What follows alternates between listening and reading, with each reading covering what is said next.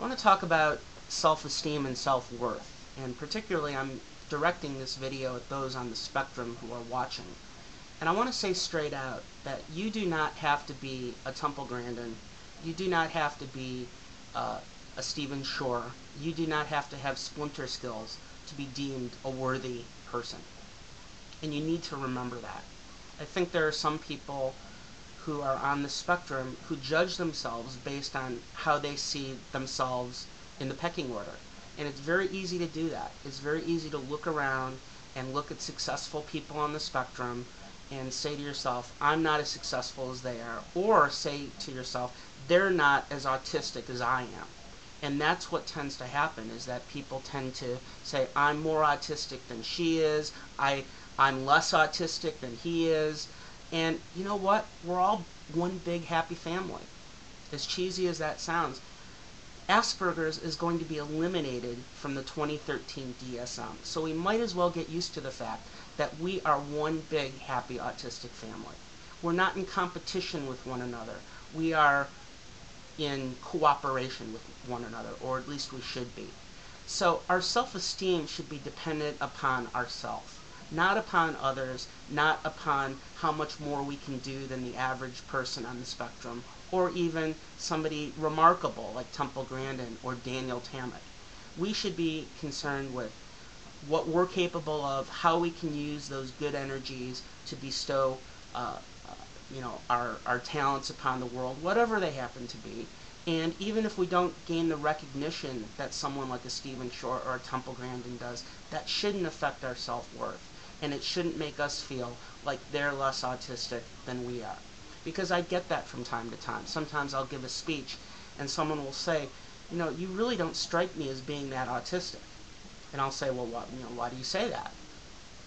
And they'll say, well, you can speak very eloquently, and you said you played tennis when you were in high school, which I usually talk about when I give lectures. And they'll go on, and I'll say, well, what does that mean? Because I played tennis, that means I'm not autistic? Where in the literature do you find that autistic people aren't capable of playing sports? And so I try not to get into a tussle with these folks, because a lot of times it is kind of a competition of suffering. Who's suffering more, me or you? If I'm suffering more, that means I'm more autistic than you are.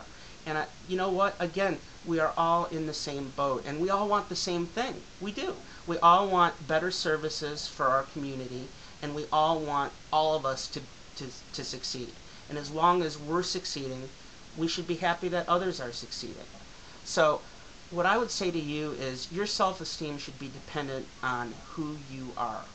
And let me tell you, I believe all the people who are watching this video have some goodness within them. I believe we're born good, and we just need to harness that goodness. And it's my firm belief that once we see ourselves interconnected with other autistics as opposed to isolated and in competition with them, that we will bring about a better humanity. Because I believe that autistics really do have something special to offer. But it doesn't have to be remarkable from each individual person. You're not going to be, most likely, the next Temple Grandin or the next Stephen Shore. And you know what? That's okay. Even if you happen to have a job where you go to work and do something that you really like, but something that doesn't gain world headlines, you don't make the worldwide web on the front page of Google, you should feel proud of yourself. Don't have to be in competition with others on the spectrum, and you don't need to be jealous. Sadly, I've learned, and I don't say this to be arrogant, but I've learned that some people are jealous of me. Why be jealous of me? I don't have it's not smooth sailing for me. I can guarantee you that. I have my share of problems just like everyone else does. So let's just all look at each other as brothers and sisters and say we're one big family. We want the same things. We're in the same boat. And I think when we do that, a Brotherhood of Autism will unveil. Thank you.